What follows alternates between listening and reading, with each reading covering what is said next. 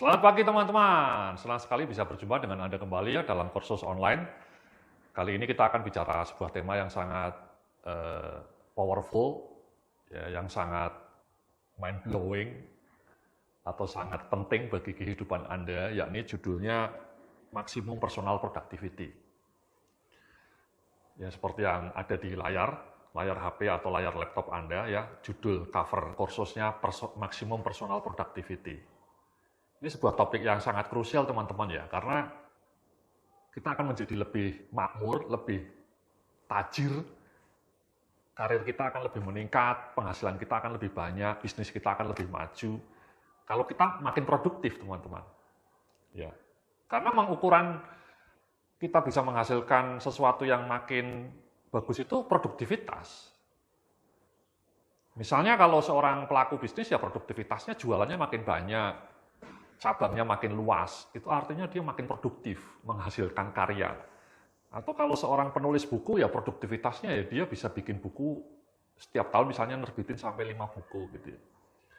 Kalau seorang manajer, produktivitasnya ya dia bisa menyelesaikan semua target kinerjanya ya. KPI-nya semua bisa tercapai, bahkan beyond target. Semua pekerjaannya selesai tepat waktu, tidak ada yang molor gitu ya. Kalau karyawan sama, dia mengerjakan semua tugasnya dengan tepat waktu dan kemudian hasilnya juga akurat, tidak banyak kesalahan atau bahkan zero defect. Kalau pabrik ya produktivitasnya ukurannya adalah produksinya makin meningkat gitu ya, dan semuanya lolos quality control gitu ya. Nah, kalau Anda sebagai seorang individu, sebagai seorang personal, insan gitu, produktivitas ukurannya adalah ya pekerjaan Anda semua selesai kalau di kantor, kemudian Anda masih bisa mengerjakan side project misalnya yang menghasilkan side income. Jadi hidup Anda makin produktif. Atau mungkin Anda bisa menciptakan multiple income stream. Itu artinya Anda juga makin produktif, yang menciptakan sesuatu. Ya.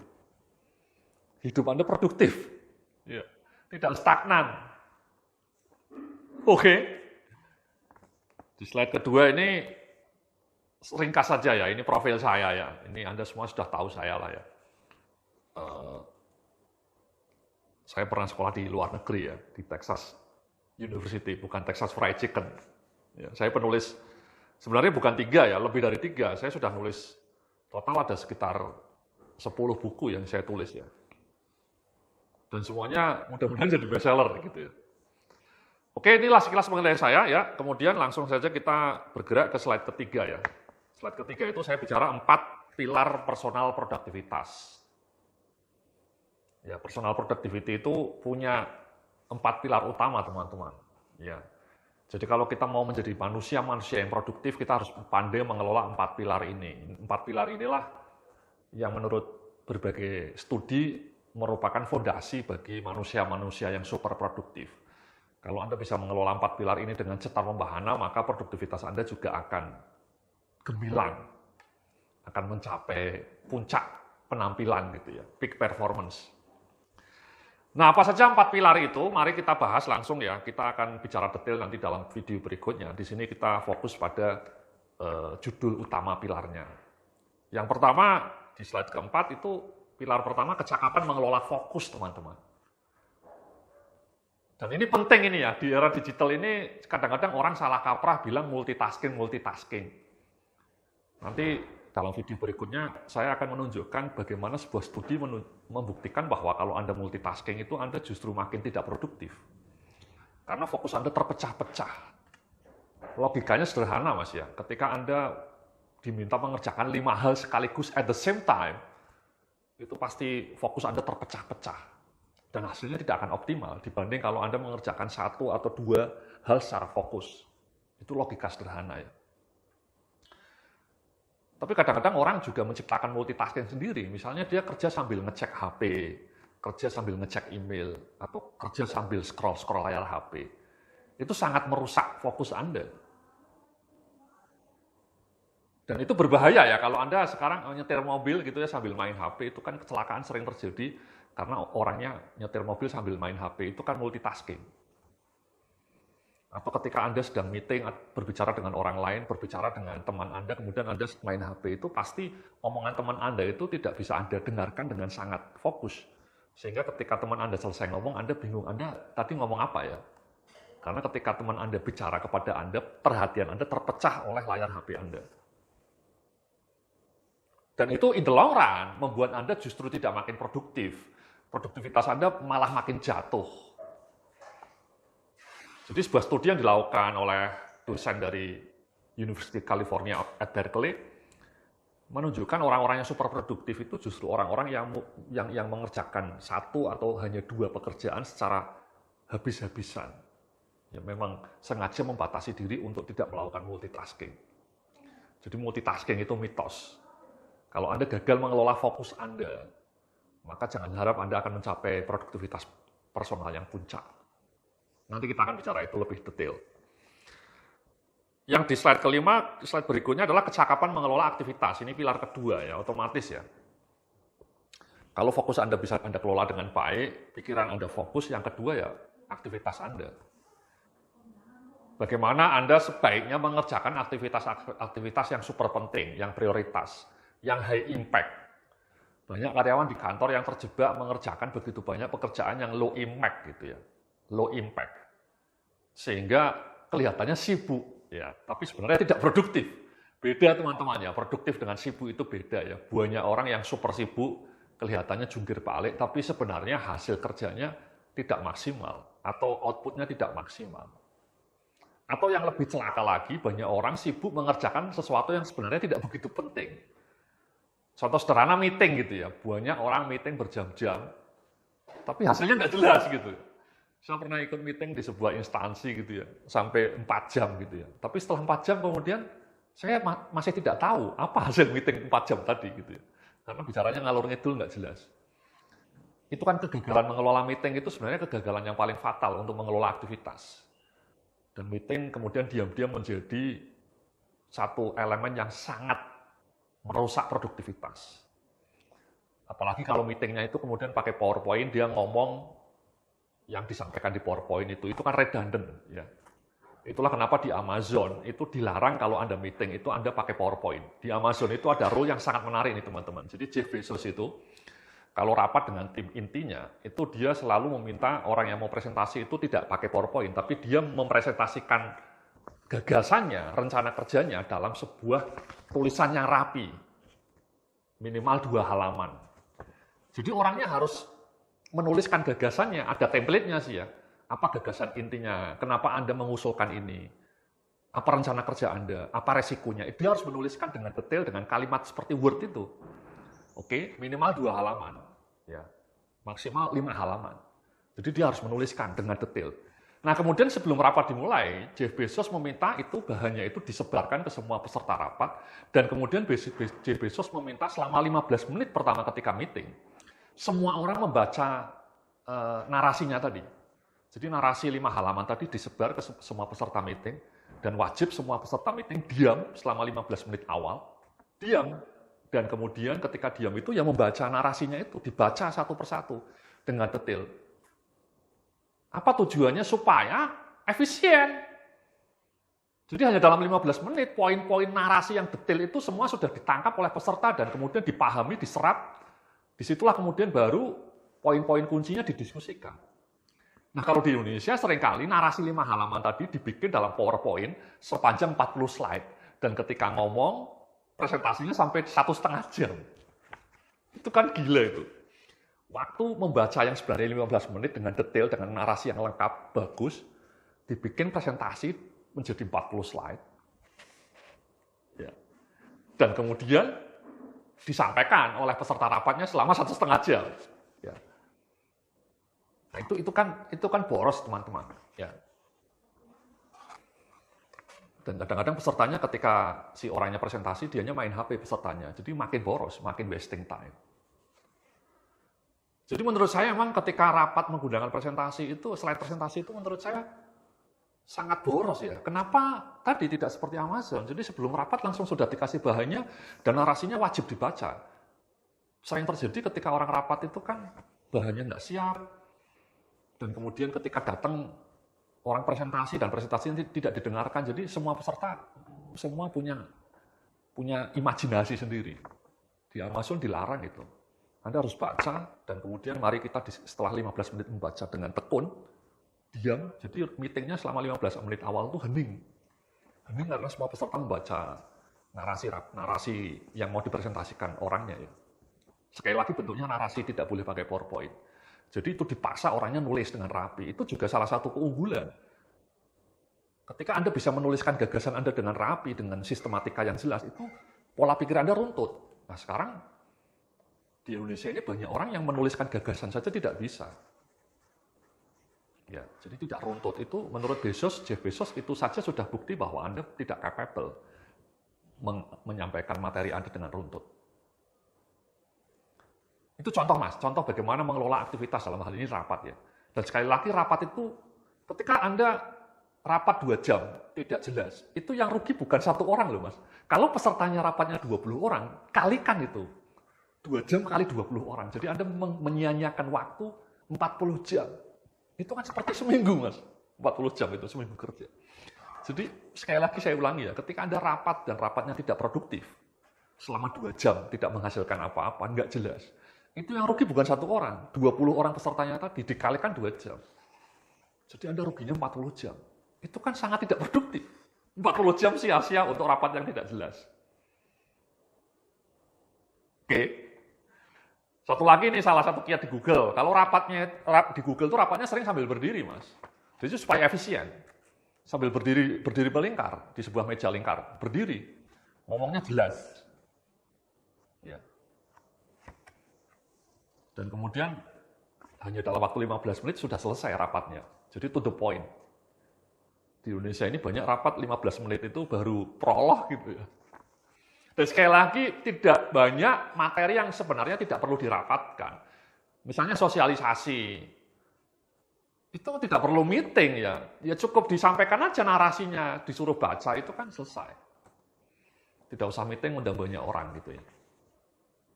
Itu contoh aktivitas. Nanti kita akan bicara itu ya di dalam pilar yang kedua. Nah, pilar yang ketiga ini di halaman slide nomor 6, kecakapan mengelola waktu ya. Otomatis nih ya. Time is more important than money gitu ya. Jadi salah kalau orang bilang time is money. Sometimes time is more important ya. Sometimes time is more valuable ya dibanding uang. Uang masih bisa Anda cari, kalau waktu hilang kan tidak bisa dikembalikan, Mas.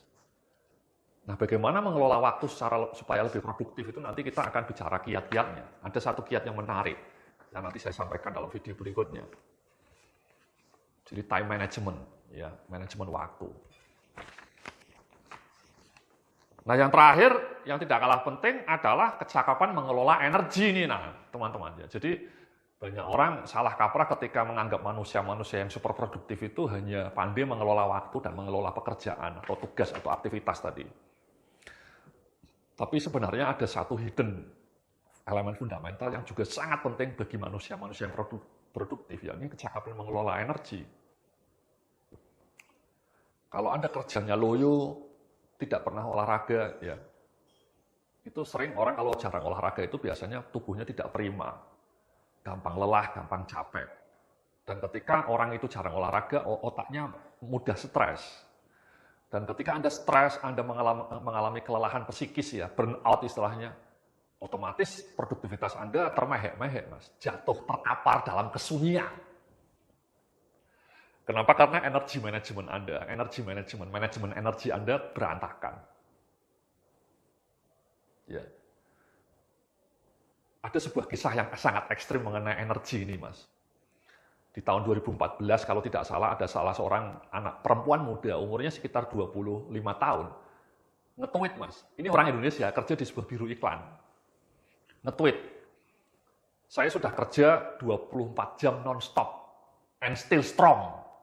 Gila gak? Dia bilang kayak gitu ya. Di tweetnya itu, saya sudah kerja 24 jam non-stop and I'm still strong. Ya, jadi anak perempuan ini kerja lembur, mungkin dikejar-kejar deadline-nya oleh atasannya. Biro iklan banyak deadline-nya.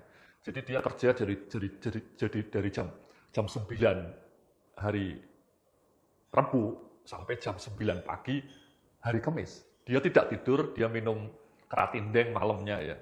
Dan dia bilang strong gitu. Dia nge-tweet itu sekitar jam 9 pagi, Mas. Jam 9 pagi hari Kamis. 24 jam non-stop dia kerja. Dan mungkin minggu-minggu sebelumnya atau hari-hari sebelumnya dia juga kerjanya lembur terus. Jadi puncak dia lemburnya itu mungkin hari Rabu sampai Kamis itu, mungkin Seninnya, mungkin Selasanya dia juga lembur sampai jam 2 malam, sampai jam 1 malam. Nah dia nge-tweet jam 9, kemudian jam 10-nya dia kolaps. Dibawa ke ICU RSCM. Dan kemudian meninggal dunia, Mas. Ya. Jadi perempuan usia 25 tahunnya ini akhirnya meninggal dunia di hari Kamis siang itu. Padahal paginya masih mengatakan, saya kerja 24 jam non-stop and I'm still strong. Ini sebuah contoh yang sangat kelam gitu ya, mengenai energy management. Ketika tubuh Anda dipaksa kerja mati-matian, lembur tiap malam, jam 1 malam, jam 2 malam, bahkan sampai 24 jam tidak tidur, tubuh Anda bisa kolaps. Dan kemudian bisa meninggal dunia.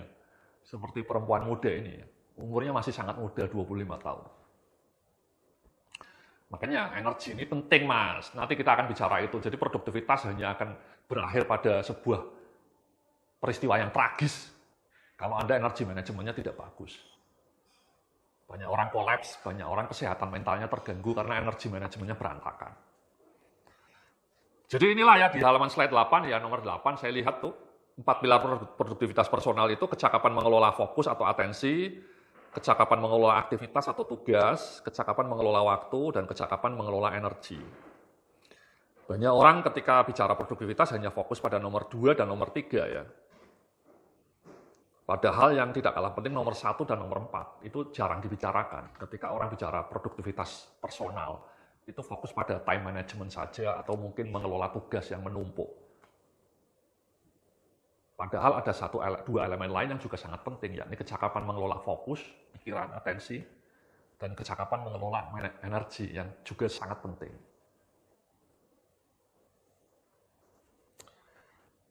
Itu masih 4 pilarnya ya. Nah mari kita langsung bergerak ke slide berikutnya. Di slide 9 ini kita fokus pada elemen yang pertama, yakni strategi mengelola atensi atau fokus. Ya. Jadi di dalam bagian sekarang itu kita akan bicara mengenai yang pertama dulu nih ya. Nah, bagaimana caranya mengelola atensi, Mas Yodia, Pak Yodia? Caranya strategi mengelola fokus supaya fokus kita optimal menjadi super produktif itu apa? Ada beberapa kiat yang sederhana. Ya, yang pertama saya mau cerita ini Mas ya. Di layar Anda bisa lihat jauhi aneka distraksi. Ya, terutama dari smartphone kita gitu ya. Jadi kalau bisa ketika Anda kerja, fokus pada pekerjaan yang penting itu kalau bisa handphone Anda di silent. Ataupun bahkan kalau perlu disimpan di laci meja.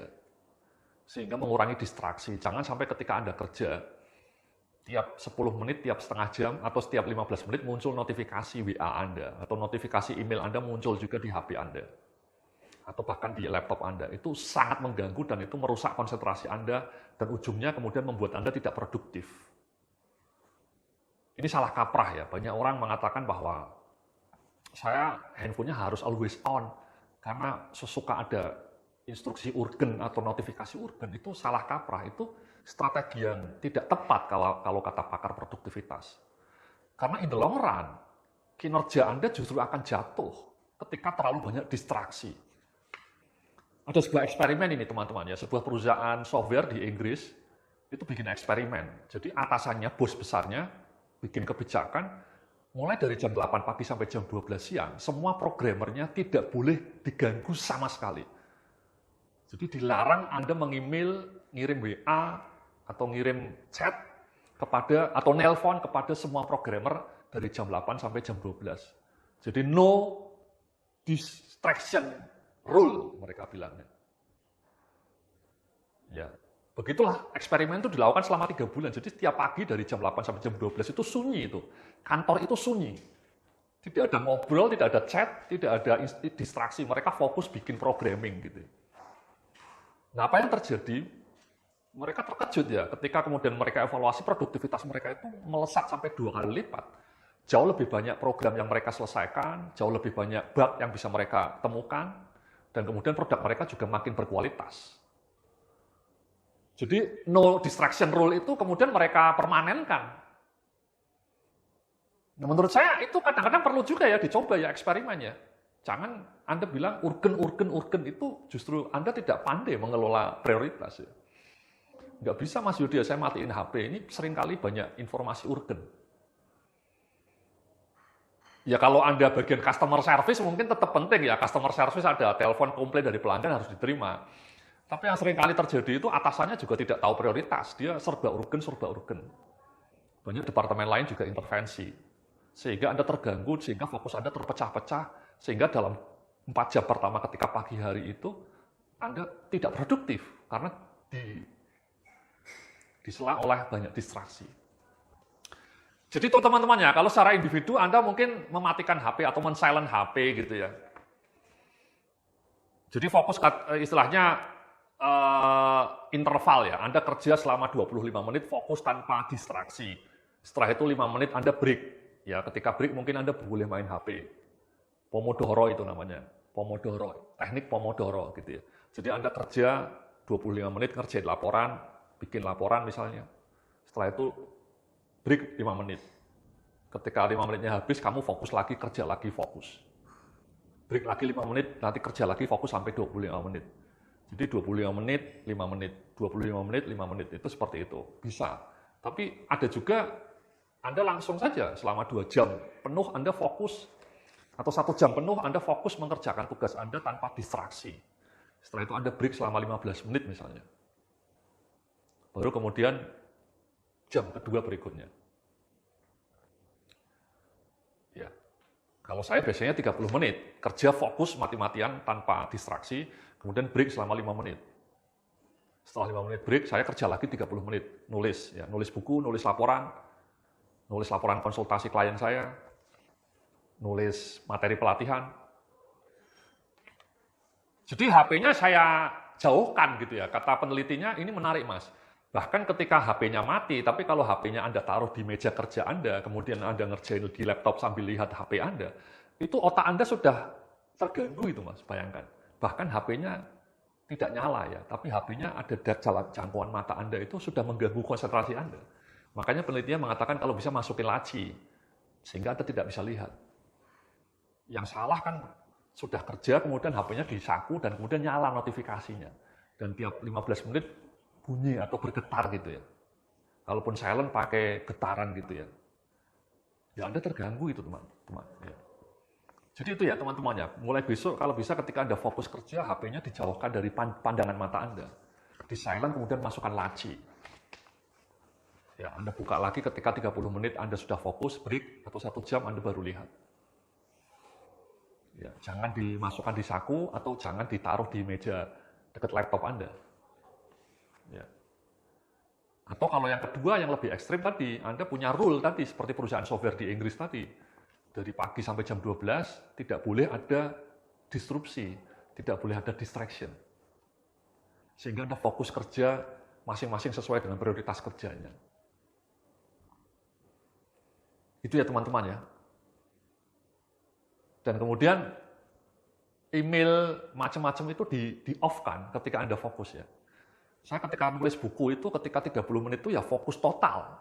Baru setelah break 5 menit saya ngecek HP kadang-kadang ya. Tapi setelah 5 menit selesai, saya tutup lagi, saya simpan lagi, saya kerja lagi, fokus. Jadi seperti itu Mas, Pomodoro namanya. Jadi jauhi distraksi ya teman-teman ya. Nah yang kedua nih ya, di slide 11 ini ya, do less and obsess. Sebab sesungguhnya multitasking adalah musuh produktivitas. Ya, ini tadi saya cerita ya. Ini sebuah riset dari pakar di Harvard ya. Di University of California at Berkeley. Namanya Profesor Morton Hansen ya. Jadi dia menemukan fakta bahwa orang-orang yang super produktif itu do less. Jadi hanya 1 atau maksimal 2 pekerjaan utama yang dia kerjakan, lalu mati-matian. Kemudian obses. Itu orang itu akan jauh lebih powerful.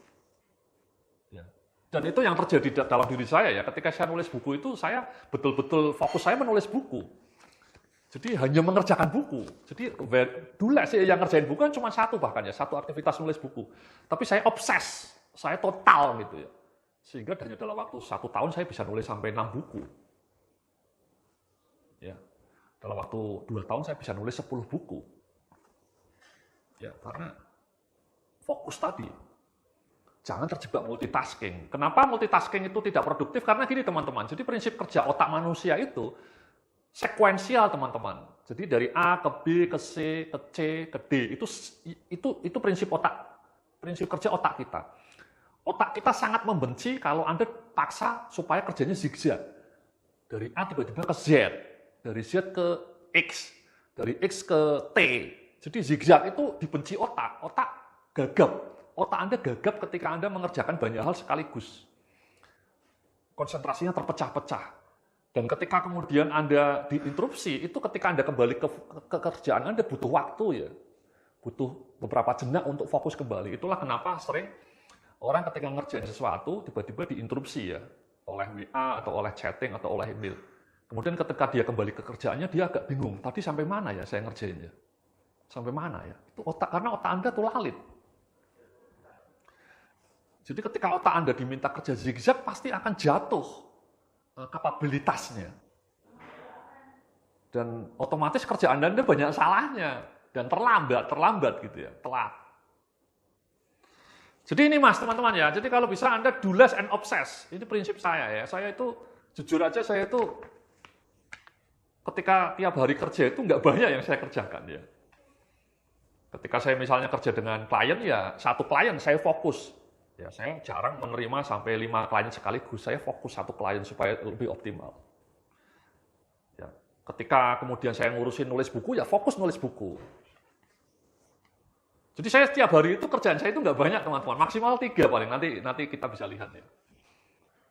Tapi hasilnya manyus ya. Penghasilan saya mungkin jauh lebih banyak dibanding orang yang sering multitasking.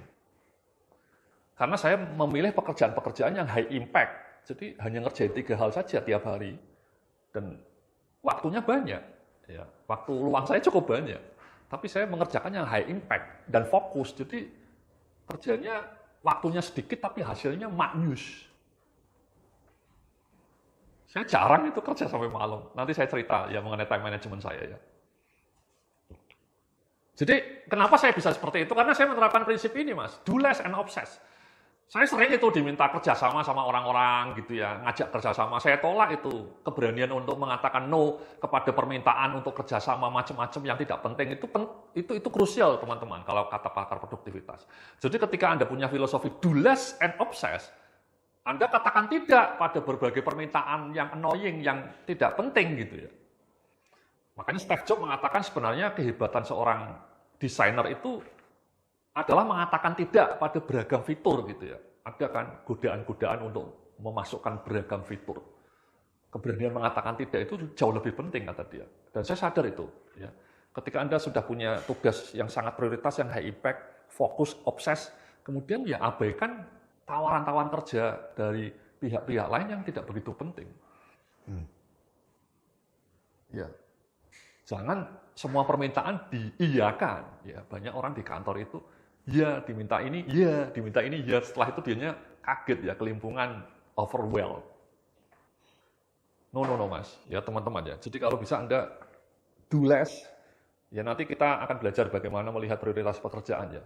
And then obsess, itu menurut saya prinsip yang sangat penting ya. Apalagi kalau yang less-nya itu yang high impact. Jadi Anda kerjanya pendek tapi hasilnya maknyus dan tidak capek. Oke, terima kasih. Kita sambung nanti dalam video berikutnya.